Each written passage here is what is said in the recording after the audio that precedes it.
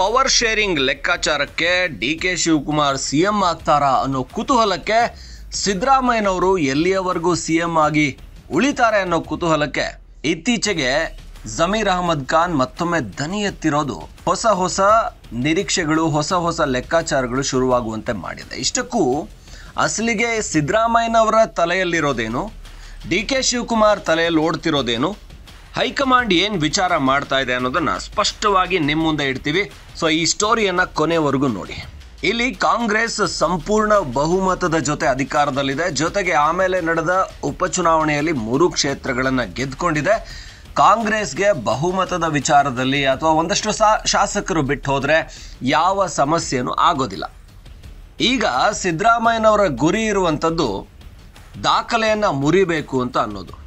ಅದು ಯಾವ ದಾಖಲೆ ಅಂದರೆ, ದೇವರಾಜ್ ಅರಸು ಕಾಂಗ್ರೆಸ್ನ ಮುಖ್ಯಮಂತ್ರಿಯಾಗಿ ಅತ್ಯಂತ ಹೆಚ್ಚು ಅವಧಿಯನ್ನು 7 ವರ್ಷ 11 ತಿಂಗಳು ಕಾಲ CM ಆಗಿದ್ದರು. ಆ ದಾಖಲೆಯನ್ನು ಮುರಿದು ಕಾಂಗ್ರೆಸ್ನಲ್ಲಿ ನಾನು ಅತ್ಯಂತ ಹೆಚ್ಚು ಅವಧಿಗೆ CM ಆದಂತಹ ವ್ಯಕ್ತಿ ಅನ್ನುವಂಥ ದಾಖಲೆ ತನ್ನ ಹೆಸರಿಗೆ ಬರಬೇಕು ಅನ್ನುವಂಥದ್ದ. ಇಲ್ಲ ಅಂತ ಹೇಳಿದರೆ ಇಲ್ಲಿ 5 ವರ್ಷ ಅಂದರೆ 2ನೇ ಟರ್ಮ್ನಲ್ಲಿ ಕೂಡ 2ನೇ ಅವಧಿಯಲ್ಲಿ ಕೂಡ 5 ವರ್ಷ ಪೂರ್ಣ ಮಾಡಬೇಕು ಅನ್ನುವಂಥದ್ದ. ಅಥವಾ ಡಿ.ಕೆ. ಶಿವಕುಮಾರ್ ಅವರಿಗೆ ಅಧಿಕಾರವನ್ನು ಬಿಟ್ಕೊಡ್ಲೇಬಾರ್ದು, ತನ್ನ ಆಪ್ತರಿಗೇನೆ ಕೊಡಿಸ್ಬೇಕು ಅನ್ನುವಂಥದ್ದ. ಇದೆಲ್ಲದರ ನಡುವೆ ಸಿದ್ದರಾಮಯ್ಯನವರ ಆಪ್ತರು 5 ವರ್ಷ CM ಆಗಿ ಸಿದ್ದರಾಮಯ್ಯನವರೇ ಮುಂದುವರಿತಾರೆ ಅಂತ ಎಂದಿನಂತೆ ದನಿ ಎತ್ತೋಕೆ ಶುರು ಮಾಡಿದ್ದಾರೆ. ಇದಕ್ಕೆ ಇತ್ತೀಚೆಗೆ ಜಮೀರ್ ಅಹಮದ್ ಖಾನ್ ಹೇಳಿದ್ದು ಮತ್ತೊಂದು ಸೇರ್ಪಡೆ. ಸಿದ್ದರಾಮಯ್ಯನವರ ತಲೆಯಲ್ಲಿರುವಂಥದ್ದು ಇಷ್ಟೇ, ನಾನು ಕಾಂಗ್ರೆಸ್ನಲ್ಲಿ ನಂಬರ್ 1 ಆಗಿರಬೇಕು ಅನ್ನೋದು. ಕಾಂಗ್ರೆಸ್ನಲ್ಲಿ ನಂಬರ್ 1 ಆಗಿರಬೇಕು, ನನ್ನ ದಾಖಲೆಯನ್ನು ಮತ್ತೊಬ್ಬರು ಮುರಿಬಾರ್ದು, ನಾನೇ ದಾಖಲೆಯನ್ನು ಸೃಷ್ಟಿ ಮಾಡಬೇಕು. ಸಹಜವಾಗಿ ಸಿದ್ದರಾಮಯ್ಯನವರ ಆಟಿಟ್ಯೂಡನ್ನು ನೋಡಿದರೆ ಅವರಿಗೆ ಅಂಥದ್ದೊಂದು ಅಹಂ ಇದೆ. ಅಂದರೆ ಯಾರೂ ನನ್ನ ಹತ್ರಕ್ಕೆ ಬರಬಾರ್ದು, ನಾನು ನಂಬರ್ 1 ಆಗಿನೇ ಇರಬೇಕು ಅನ್ನುವಂಥದ್ದು ಸಹಜವಾಗಿ ಸಿದ್ದರಾಮಯ್ಯನವರಿಗೆ ಇರುವಂಥದ್ದು. ಇಲ್ಲಿಯವರೆಗೂ ಕೂಡ ದೇವರಾಜ್ ಅರಸು 7 ವರ್ಷ 11 ತಿಂಗಳ ಕಾಲ CM ಆಗಿದ್ದಾರೆ. ಆದರೆ ಸಿದ್ದರಾಮಯ್ಯನವರು ದೇವರಾಜ್ ಅರಸು ಅವರಿಗೆ ಸರಿಸಮನಾಗಿ ಕೆಲಸ ಮಾಡೋದಕ್ಕಾಗತ್ತಾ? ಇದು ಇಲ್ಲಿ ಪ್ರಶ್ನೆ. ಸಿದ್ದರಾಮಯ್ಯನವರು ಕೆಲಸ ಮಾಡ್ತಾ ಇರುವಂಥ ಅವಧಿಯಲ್ಲಿ ಸಮಸ್ಯೆಗಳು ಸಾಕಷ್ಟಿದ್ದಾವೆ.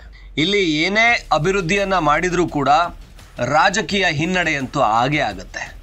ಅರಸು ಕಾಲದಲ್ಲಿ ಮಾಡಿದ್ದಂಥ ಅಭಿವೃದ್ಧಿಗಳು ಹಿಂದುಳಿದ ವರ್ಗಗಳಿಗೆ ಅರಸು ಕೊಟ್ಟಂಥ ಒಂದು ಶಕ್ತಿ ಇದೆಯಲ್ಲ, ಅದನ್ನು ಸಿದ್ದರಾಮಯ್ಯನವರು ಇನ್ನು 2 ಬಾರಿ ಅಂದರೆ 4 ಅವಧಿಗೆ CM ಆದರೂ ಕೂಡ ಮಾಡೋದಕ್ಕೆ ಸಾಧ್ಯ ಇಲ್ಲ ಅನ್ನೋದು ಸ್ಪಷ್ಟ. ಅರಸು ಅಭಿನವ ಅರಸು ಆಗಬೇಕು ಅಂತ ಸಿದ್ದರಾಮಯ್ಯನವರು ಅಂದ್ಕೊಂಡಿದ್ದು, ಅರಸು ನಂತರ ಕಾಂಗ್ರೆಸ್ನಲ್ಲಿ 5 ವರ್ಷ ಆಡಳಿತವನ್ನು ಪೂರೈಸಿದ ಮುಖ್ಯಮಂತ್ರಿ ಆಗಬೇಕು ಅಂದ್ಕೊಂಡ್ರು. 2ನೇ ಅವಧಿಗೆ CM ಆದಾಗ ಅರಸು ಅವರ ದಾಖಲೆನೇ ಮುರಿಬೇಕು ಅಂತ ಅಂದ್ಕೊಂಡ್ರು. ಆದರೆ ಸಿದ್ದರಾಮಯ್ಯನವರು SCP TSPಯನ್ನು ತಂದಿದ್ದು ನಾನೇ, ದೇಶದಲ್ಲಿ ಯಾವ ರಾಜ್ಯದಲ್ಲಿದೆ, BJP ಅವರು ಏನು ಮಾಡಿದ್ದಾರೆ ಅಂತ ಕೇಳೋರು ಅದೇ SCP TSP ಹಣವನ್ನು 11,000 ಕೋಟಿಗೂ ಹೆಚ್ಚು ಹಣವನ್ನು ಗ್ಯಾರಂಟಿ ಕಡೆಗೆ ತಿರುಗಿಸಿತು. ಅಂದರೆ SC ST ಸಮುದಾಯಕ್ಕೆ, ದಲಿತ ಸಮುದಾಯಕ್ಕೆ ಕೊಡಬೇಕಾದಂಥ ಹಣವನ್ನೇ ಅವರು ಕಟ್ ಮಾಡಿದರು. ಇನ್ನು ಯೋಜನೆಗಳಲ್ಲಿ ಬಹಳ ಯೋಜನೆಗಳಂದರೆ ಗಂಗಾ ಕಲ್ಯಾಣ ರೀತಿ ಯೋಜನೆಗಳು, ಅತ್ಯಂತ ತಳ ಸಮುದಾಯಕ್ಕೆ ಕೊಡಬೇಕಾಗಿದ್ದಂಥ ನೀರನ್ನು ಕೊಡುವಂಥದ್ದು ತಪ್ಪಿಸಿದ್ದಾರೆ. ಕಳೆದ ವಿಧಾನಸಭಾ ಚುನಾವಣೆಯಲ್ಲಿ ಭಾರಿ ಆಕ್ರೋಶ ವ್ಯಕ್ತ ಆಯಿತು. ಎರಡೂ ಬದಿಯ ಶಾಸಕರು, ಕಾಂಗ್ರೆಸ್ ಹಾಗೆ BJP JDS ಶಾಸಕರು ಎಲ್ಲರೂ ಕೂಡ, ಒಂದು ಕ್ಷೇತ್ರಕ್ಕೆ 1 ಗಂಗಾ ಕಲ್ಯಾಣ ಕೊಡ್ತಾ ಇದ್ದೀರಾ ಅಂದರೆ ನಾವು ನೀರು ಕೊಡೋದಕ್ಕೆ ಎಲ್ಲಿ ಸಾಧ್ಯ? ಜನರಿಂದ 4,000 ಅರ್ಜಿ ಬರ್ತಾ ಇದ್ದಾವೆ ಗಂಗಾ ಕಲ್ಯಾಣಕ್ಕೆ, ನೀವು ಕೊಡ್ತಾ ಇರೋದೇನು, ನೀವು ಮಾಡ್ತಾ ಇರೋದೇನು ಅನ್ನುವಂಥ ಪ್ರಶ್ನೆನ ಕೇಳಿದಾಗ ಸಿದ್ದರಾಮಯ್ಯನವ್ರ ಬಳಿ ಉತ್ತರ ಇರಲಿಲ್ಲ. ಈ ಥರದ ಯೋಜನೆಗಳನ್ನು ಕೊಟ್ಕೊಂಡು ನೀವು 2.5 ವರ್ಷ CM ಆದ್ರೇನು, 5 ವರ್ಷ CM ಆದ್ರೇನು, 15 ವರ್ಷ CM ಆದ್ರೇನು, ಇವತ್ತು ಕೂಡ ದೇವರಾಜ್ ಅರಸು ಮಾಡಿದಂಥ ಕೆಲಸಗಳನ್ನು ಕಣ್ಣಿಗೆ ಒತ್ಕೊಳ್ಳಬೇಕು. ಅಷ್ಟರ ಮಟ್ಟಿಗೆ ಹಿಂದುಳಿದ ಸಮುದಾಯಗಳ ಅಭಿವೃದ್ಧಿಗೆ ಅವರು ಕೊಟ್ಟಂಥ, ಅವ್ರು ಹಾಕಿದಂಥ ಬುನಾದಿ ಇದೆಯಲ್ಲ, ಅಲ್ಲಿ ಒಂದು ಒಳ್ಳೆಯ ಮನೆಯನ್ನು ಕಟ್ಟೋದಿಕ್ಕೆ ಕೂಡ ಯಾರಿಗೂ ಸಾಧ್ಯ ಆಗ್ತಾ ಇಲ್ಲ. ಯಾಕಂದರೆ ದೇವರಾಜ್ ಅರಸು ಬೆಳೆದು ಬಂದಿದ್ದು ಅಂಥ ಹಿನ್ನೆಲೆಯಲ್ಲಿ ಅತ್ಯಂತ ಕಡು ಬಡತನದಲ್ಲಿ ಬೆಳೆದು ಬಂದಿದ್ರು. ಅದನ್ನು ತನ್ನ ಅವಧಿಯಲ್ಲಿ ರಾಜಕೀಯ ಹಸ್ತಕ್ಷೇಪ ಕಡಿಮೆ ಇತ್ತು.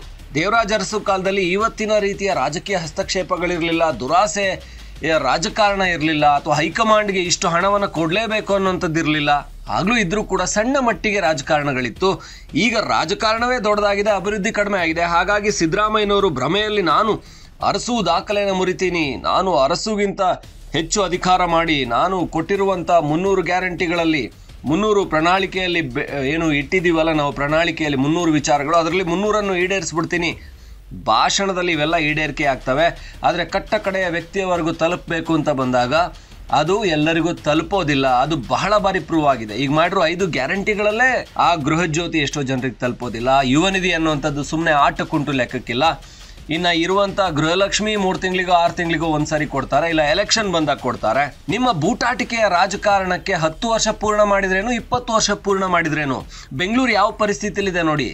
ಬೆಂಗಳೂರಿಗೊಂದು ಒಳ್ಳೆಯ ಒಂದು ಪ್ರಾಜೆಕ್ಟ್ ಇಲ್ಲ. ಸುಮ್ಮನೆ ಬ್ರ್ಯಾಂಡ್ ಬೆಂಗಳೂರು ಅನ್ನೋ ಹೆಸರಿಟ್ಕೊಂಡು ಅಭಿವೃದ್ಧಿ ವಿಚಾರದಲ್ಲಿ ಸುಮ್ಮನೆ ಒಂದಷ್ಟು ಪ್ರಾಜೆಕ್ಟ್ಗಳಿಗೆ ಸಾವಿರ ಕೋಟಿ ಹಣವನ್ನು ಸುರಿದು ಅದನ್ನು ಯಾರೋ ಬಿಲ್ಡರ್ಗಳಿಗೆ, ಯಾರೋ ಕಾಂಟ್ರಾಕ್ಟರ್ಗಳಿಗೆ ಆ ಹಣವನ್ನು ಕೊಟ್ಟು ಆಮೇಲೆ ಎಲೆಕ್ಷನ್ ಬಂದಾಗ ಆ ಕಾಂಟ್ರಾಕ್ಟರ್ಗಳಿಂದ ವಸೂಲು ಮಾಡ್ಕೊಂಡು ಎಲೆಕ್ಷನನ್ನು ಗೆಲ್ಲುವಂಥ ಪ್ಲ್ಯಾನನ್ನಷ್ಟೇ ಇವತ್ತಿನ ಸಿದ್ದರಾಮಯ್ಯ ಮುಖ್ಯಮಂತ್ರಿ ಆಗಿರುವಂಥ ರಾಜಕಾರಣ, ಇಲ್ಲಾಂದರೆ ಯಡಿಯೂರಪ್ಪನವರು ಮುಖ್ಯಮಂತ್ರಿ ಆಗಿರುವಂಥ ರಾಜಕಾರಣ, HD ಕುಮಾರಸ್ವಾಮಿ ಅವರು ಮುಖ್ಯಮಂತ್ರಿ ಆಗಿರುವಂಥ ರಾಜಕಾರಣ ಮಾಡೋದಕ್ಕೆ ಸಾಧ್ಯ. ಆದರೆ ದೇವರಾಜ್ ಅರಸು ಕಾಲದಲ್ಲಿ ಇತ್ತಲ್ಲ, ಆಗ ವ್ಯವಸ್ಥೆ ಇಷ್ಟು ಹದಗೆಟ್ಟಿರಲಿಲ್ಲ, ಕೆಟ್ಟದಾಗಿರಲಿಲ್ಲ. ಆಗ ಅಭಿವೃದ್ಧಿ ಖಂಡಿತ ಆಗ್ತಾ ಇತ್ತು. ಜನರು ಇಷ್ಟು ಹಣವನ್ನು, ಅಂದರೆ ಎಲ್ಲೂ ಕೂಡ ಕಾಂಟ್ರಾಕ್ಟರ್ಗಳು, ಈ ಬಿಲ್ಡರ್ಗಳು, ಇಲ್ಲಾಂದರೆ ಬರುವಂಥ ಅಧಿಕಾರಿಗಳು ಹಣವನ್ನು ಪೋಲ್ ಮಾಡ್ತಾ ಇರಲಿಲ್ಲ. ಆಗ ಅಭಿವೃದ್ಧಿ ಸಾಧ್ಯ ಆಗ್ತಾ ಇತ್ತು. ಇಲ್ಲಿ ಸಿದ್ದರಾಮಯ್ಯನವರನ್ನು ದೂಷಿಸಿ ಯಾವ ಪ್ರಯೋಜನವೂ ಇಲ್ಲ. ಟೋಟಲ್ ವ್ಯವಸ್ಥೆನೇ ಅಷ್ಟರ ಮಟ್ಟಿಗೆ ಹದಗೆಟ್ಟಿರೋದ್ರಿಂದ ಈ ವ್ಯವಸ್ಥೆಯಲ್ಲಿ ನಾನು 5 ವರ್ಷ CM ಆಗಬೇಕು ಅನ್ನುವಂಥ ಹಮ್ಮನ್ನು ಇಟ್ಕೊಂಡು ಎಂದಿನಂತೆ ತಮ್ಮದೇ ಉಡಾಫೆಯಲ್ಲಿ ಅದೇ ಶೈಲಿಯಲ್ಲಿ ಮಾಧ್ಯಮದ ಮುಂದೆ ಮಾತಾಡುವಂಥದ್ದು ಅಥವಾ ಬೇರೆ ಮುಂದೆ ಮಾತಾಡುವಂಥ ಶೈಲಿಯಲ್ಲಿ ಸಿದ್ದರಾಮಯ್ಯನವರು 5 ವರ್ಷವನ್ನು ಪೂರ್ಣ ಮಾಡಬಹುದು. DK ಶಿವಕುಮಾರ್ ಅಧಿಕಾರಕ್ಕಾಗಿ ಇನ್ನು ಕಾಯೋಣ, ನನಗಿರೋದು 63 ವರ್ಷ. ಈಗ ಇನ್ನೂ ನನಗೊಂದು 10-15 ವರ್ಷ ರಾಜಕಾರಣ ಇದೆ. ನೆಕ್ಸ್ಟ್ ನಾನೇ CM ಆಗ್ತೀನಿ, ಇಲ್ಲ ನೆಕ್ಸ್ಟ್ ಒಂದು ಟರ್ಮ್ ಸೋತೋದ್ರೂ ಕೂಡ ನನಗೆಷ್ಟು 68 69 ಆಗಿರುತ್ತೆ, ನನಗೇನು 70-80 ಆಗಿಲ್ವಲ್ಲ ಅಂತ ಅವರು ಕಾಯಬಹುದು. ಆದರೆ ಈ ತನ್ನ ಸ್ವಯಂ ಏನು ಸ್ವಾರ್ಥಕ್ಕೋಸ್ಕರ, ತಾನು ಯಾವುದೋ ದಾಖಲೆ ಮುರಿಬೇಕು ಅನ್ನೋಕ್ಕೋಸ್ಕರ ಸಿದ್ದರಾಮಯ್ಯನವರು CM ಆಗಬೇಕು ಅಂತ ಹೇಳಿದರೆ, ಅದಕ್ಕೋಸ್ಕರ ಅವರ ಆಪ್ತರು ಬ್ಯಾಟ್ ಬೀಸೋದಕ್ಕೆ ಶುರು ಮಾಡಿದರೆ ಹೈಕಮಾಂಡ್ ಏನು ಇದನ್ನು ಅಲ್ಲಾಡಿಸೋದಕ್ಕೆ ಸಾಧ್ಯ ಇಲ್ಲ. ಯಾಕೆಂದರೆ ಸಿದ್ದರಾಮಯ್ಯನವ್ರನ್ನ ಟಚ್ ಮಾಡೋಕೆ ಹೋದರೆ ಒಂದು ಅಲ್ಪಸಂಖ್ಯಾತ ಒಂದು ದೊಡ್ಡ ವರ್ಗವೇ ಅವ್ರ ಜೊತೆಗಿದೆ. ಹಾಗೆ ದಲಿತರು, ಹಿಂದುಳಿದ ವರ್ಗ ಇವರೆಲ್ಲರೂ ಕೂಡ ಸಿದ್ದರಾಮಯ್ಯನವ್ರ ಜೊತೆಗಿರೋದ್ರಿಂದ ಒಂದು ಅವಧಿಯನ್ನು, ಈ 2ನೇ ಟರ್ಮನ್ನು ಪೂರ್ಣ ಮಾಡ್ತಾರೆ. ಆದರೆ ಅದರಲ್ಲಿ ಅಭಿವೃದ್ಧಿ ಎಷ್ಟಾಗುತ್ತೆ ಅನ್ನೋದು ಪ್ರಶ್ನೆ. ಅಥವಾ DK ಶಿವಕುಮಾರ್ ಅವರು ಅರ್ಧ ವರ್ಷದ ನಂತರ CM ಆದರೂ ಕೂಡ ಅಲ್ಲೂ ಅಭಿವೃದ್ಧಿ ಆಗುತ್ತಾ? ಅಲ್ಲೂ ಇದೇ ಸರ್ಕಾರಿ ಅಧಿಕಾರಿಗಳು, ಅಲ್ಲೂ ಇದೇ ಕಾಂಟ್ರಾಕ್ಟರ್ಗಳದ್ದೇ ಹಾವಳಿ. ಬೆಂಗಳೂರಿಗೆ 20,000 ಕೋಟಿಯನ್ನು ಸುರಿದಿದ್ದಾರೆ ರಸ್ತೆಗಳಿಗೆ, ಮೂಲಭೂತ ಸೌಕರ್ಯಕ್ಕೆ.